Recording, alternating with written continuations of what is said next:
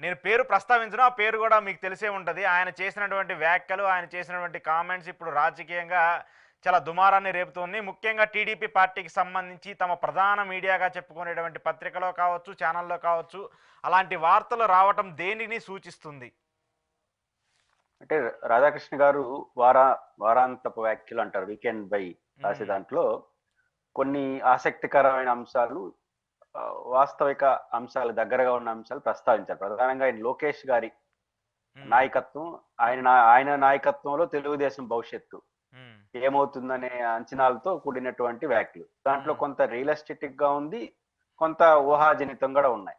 హ్మ్. ఆ, ఆ, ఒకటి, ఆ, వారి వ్యాఖ్యల్లో ఎందుకు ప్రాధాన్యత సంతరించుకున్నదంటే వారికి అనుకూలంగా ఉన్న మీడియాలో ఆయన ప్రధానమైన వ్యక్తిగా ఉండడం వల్ల రాధాకృష్ణ గారికి హ్మ్. సహజంగా అట్లాంటి చర్చ దారితీస్తాను. నేను ప్రధానంగా చెప్తున్న మాట ఏంటంటే హ్మ్. లోకేష్ గారి నాయకత్వం, హ్మ్. లోకేష్ గారి భవిష్యత్తు, ఆయనతో కూడిన తెలుగుదేశం భవిష్యత్తు, హ్మ్. వీటిపైన ఆయన కొంత ఆందోళన వ్యక్తం చేశాడు. కొన్ని చోట్ల సురకలు కూడా అంటించాడు. అవును. ఫస్ట్ పాయింట్ ఏంటంటే అందరూ అంగీకరించాల్సింది, లోకేష్ గారు తెలుగుదేశం పార్టీ భవిష్యత్తు నాయకుడు. హ్మ్. ఆయన కీ అడ్రస్ గా చెప్తున్న పాయింట్ ఏంటంటే మనం కూడా చాలా సందర్భాల్లో మాట్లాడుకున్నాం.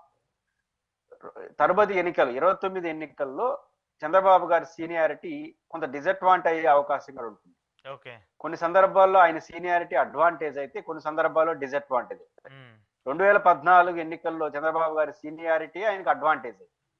2014లో పెద్ద ఎత్తున రాష్ట్ర విభజన తర్వాత హ్మ్. ఒక ఆందోళన ఏంటి, ఏమైపోతుంది ఆంధ్రప్రదేశ్, ఆ టైంలో ఒక సీనియరు, ఒక అనుభవజ్ఞుడు అనే హ్మ్. చర్చ చంద్రబాబు గారిని గెలుపుకు దారితీస్తుంది. హ్మ్. అదే 29లో ఏమవుతుందంటే చంద్రబాబు గారి వయసు 80కి వస్తుంది. The same time Jaganmohan Reddy ఒక పర్సనాలిటీ, ఆయన 50 చుట్టూ తిరుగుతూ ఉంటాడు, 55 56లో ఉంటాడు. అవును. పవన్ కళ్యాణ్ గారు దాదాపు 60కి దగ్గరగా, జగన్ గారి కన్నా కొంత పెద్దోడు అనుకుంటాను, అవును. 60 చుట్టూ తిరుగుతూ ఉంటాడు. హ్మ్. లోకేష్ గారు 50 కిందనే ఉంటాడు. వీళ్ళ ముగ్గురు మధ్య యుద్ధం జరుగుతుంది, రాజకీయ యుద్ధం. ఓకే. ఈ టైంలో చంద్రబాబు గారి ప్రస్తావన కన్నా లోకేష్ ఇంపార్టెంట్ రోల్ పోషించాల్సి వస్తుంది. ఒక లోకేష్ గారు ఆ పాత్ర పోషించకపోతే హ్మ్. ఒక ఇద్దరు యువకులు, ఒక సీనియర్ పొలిటీషియన్, 80 ఓకే. ఏళ్ల వయసు ఉన్న వ్యక్తి అనే హ్మ్. చర్చ వచ్చేస్తే అప్పటికి 20 ఏళ్ల ముఖ్యమంత్రి చంద్రబాబు గారు. హ్మ్. సరే, ఒక ఒక అవకాశం ఏంటనే దానికి ఇంక స్కోప్ లే.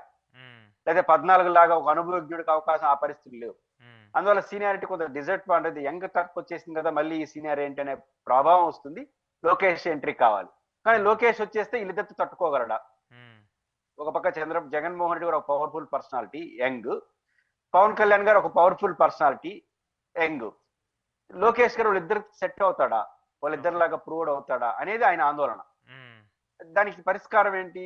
ఆయన గందరగోళం. అదే గందరగోళం ఏంటంటే చంద్రబాబు గారు వయస్సు, ఆయన అనుభవం, ముఖ్యమంత్రి ఉన్న లోకేష్ గారు మహావృక్షం ముందు తన పాత్ర పోషించలేకపోతున్నాడు అంటాడు. అంటే చంద్రబాబు ఒక పర్సనాలిటీ ఆడ ఉన్నప్పుడు ఇంకొకరు ఎలగలేదు అంటాడు. అది హ్మ్. ఎట్లా కరెక్ట్? ఇప్పుడు పవన్ పవన్ కళ్యాణ్ గారు కూడా లోకేష్ లాగానే కదా. పవన్ అంతే కళ్యాణ్ గదా! గారు కూడా లోకేష్ హ్మ్. లాగా, లోకేష్ అన్న పవన్ కళ్యాణ్ సీనియర్ మంత్రిలో, ఆయన గతంలో మంత్రి పదవి చేశాడు. అవును. ఆ! గతంలో ఎమ్మెల్సీగా ఉన్నాడు. మరి చంద్రబాబు గారి కళ్ళ ముందు ఆయన ఎదగలేనప్పుడు హ్మ్. మరి పవన్ కళ్యాణ్ ఎట్ట ఎదుగుతున్నాడు? Point okay. ఏంటంటే పవన్ కళ్యాణ్ ఇండిపెండెంట్ రాజకీయాలు చేస్తున్నాడు. హ్మ్. దాంతో సమర్థిస్తామా, వ్యతిరేకిస్తామా, అది ఎవరికి నష్టం, ఎవరికి లాభం పక్కన పెడితే ఇండిపెండెంట్ గా వ్యవహరించడానికి ప్రయత్నిస్తున్నాడు. హ్మ్. మరి లోకేష్ గారు ఇండిపెండెంట్ గా ఉంటున్నాడా? హ్మ్. ఇండిపెండెంట్ అంటే అర్థం తను చెప్పిందే జరగడం కాదు. తన ముద్ర ఏంటి?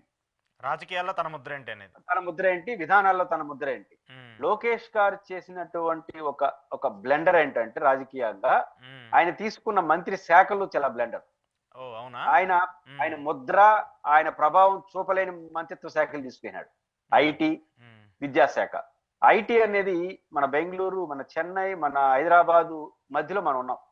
అవును. వాటి ముందు కొత్తగా ఐటీ కంపెనీలు వచ్చేది చాలా కష్టం. వచ్చినా కూడా చాలా పరిమితంగా వస్తాయి.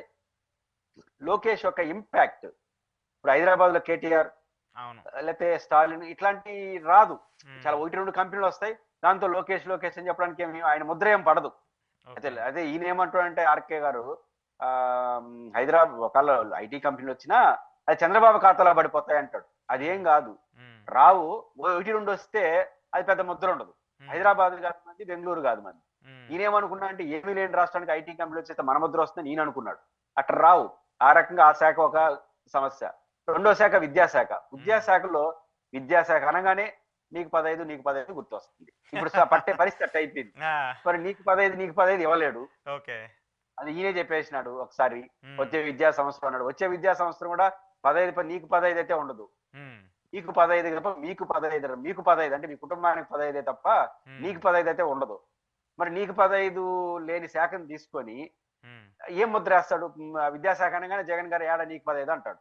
ఓకే. ఇప్పుడు రామానాయుడు గారిది రింగ్ టోన్ గా మారిపోయింది నీకు 15 అనేది. అవును. మరి ఈ పరిస్థితుల్లో ఉమ్, విద్యాశాఖలు ఏం పైపించు వెంటనే కోరికలు, ఉమ్, టీచర్లు వాళ్ళ ప్రమోషన్లు వాళ్ళ జీతభత్యాలు, ఏం ఇంపాక్ట్ క్రియేట్ చేస్తాడు? నెగటివ్ ఇంపాక్ట్ తప్ప. ఉమ్, కాబట్టి ఆయన ఇంపాక్ట్ క్రియేట్ చేయడానికి అనుకూలమైన శాఖ తీసుకోలేదు. ఉమ్, దానివల్ల ఆ శాఖల్లో ఆయన ముద్ర ఏం పడదు. పైపించి ఉమ్. ఇంకో ముద్ర ఏం పడుతుంది? చంద్రబాబు గారు కొడుగ్గా మొత్తం ఈయన అధికారాన్ని చెలాయిస్తున్నాడు. ఉమ్. ఈ ఆల్రెడీ ముద్ర వైసీపీ పడిపోతుంది. వాళ్ళు కామెంట్ చేస్తున్నారు కదా, సకల శాఖ మంత్రిగా లోకేష్ ఉన్నారని. అనివార్యం అది అంటాం. ఉమ్, వాళ్ళు రామకృష్ణారెడ్డి గారికి ఆ పేరు పెట్టారు కాబట్టి ఈ పేరు పెడుతున్నారు. ఉమ్, ఎట్లా సకల శాఖ? ఆయన మంత్రి, కేబినెట్ మంత్రి కాదు, రామకృష్ణారెడ్డి గారు మంత్రి కాదు. అవును. ఉమ్, కానీ లోకేష్ గారు మంత్రి, ఆ ముద్ర ఆయనకు పడదు. వైసీపీ వాళ్ళు వేయాలనుకున్నా పడదు. ఎందుకు పడదంటే లోకేష్ గారు సకల శాఖ భవిష్యత్ ముఖ్యమంత్రి అభ్యర్థి అయిన తెలుగుదేశానికి, ఉమ్, కాబట్టి అది యాక్సెప్టబుల్. కానీ రామకృష్ణారెడ్డి గారు ముఖ్యమంత్రి కాదు కదా వైసీపీకి. ఉమ్, కాబట్టి ఈ సకల శాఖ మంత్రి ముద్ర పడదు. కానీ వీటి ముద్ర పడుతోంది. ఈయన తండ్రి అధికారాన్ని అడ్డం పెట్టుకొని అధికారాన్ని చెలాయిస్తున్నాడు.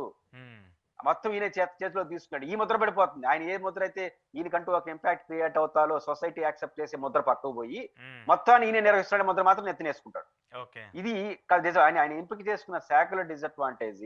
ఉమ్, దీని కారణంగా ఆయన ఇంపాక్ట్ క్రియేట్ చేయలేకపోతున్నాడు. ఇంకొక ఇంపాక్ట్ అదనంగా రెడ్ బుక్ ఇంపాక్ట్. ఓకే. ఏదైతే ఒక నాయకుడిగా భవిష్యత్తు ఎదగాలనుకుంటున్నాడో ఆ ఇంపాక్ట్ కాకుండా ఏరే ఇంపాక్ట్ వచ్చేస్తుంది. ఉమ్, అందువల్ల లోకేష్ గారికి మన సలహా ఇవ్వదలుచుకోలేదు. కానీ ఉమ్, ఆయన ఆ 2 మంత్రిత్వ శాఖలు వదులుకొని తన ఇంపాక్ట్ చేయడానికి అవకాశం ఉన్న ఒక ఇరిగేషన్ ఇట్లాంటి శాఖలు కానీ తెచ్చుకుంటే ఉమ్, ఖచ్చితంగా ఆయన రాబోయే మంత్రిత్వ శాఖలో ఆయన అది ఆలోచిస్తే బెటరు. ఉమ్, కాబట్టి ఆయన ఆ శాఖలో ఉన్న ఆయన ముద్ర వేయలేడు. వేరే ముద్రలు పడుతున్నాయి. ఈ రెడ్ బుక్ ముద్రలు పడిపోతుందో లోకేష్ గారి ఇంపాక్ట్ క్రియేట్ చేయలేకపోతున్నాడు. ఖచ్చితంగా ఇది తెలుగుదేశం పార్టీకి ఒక డిసడ్వాంటేజ్.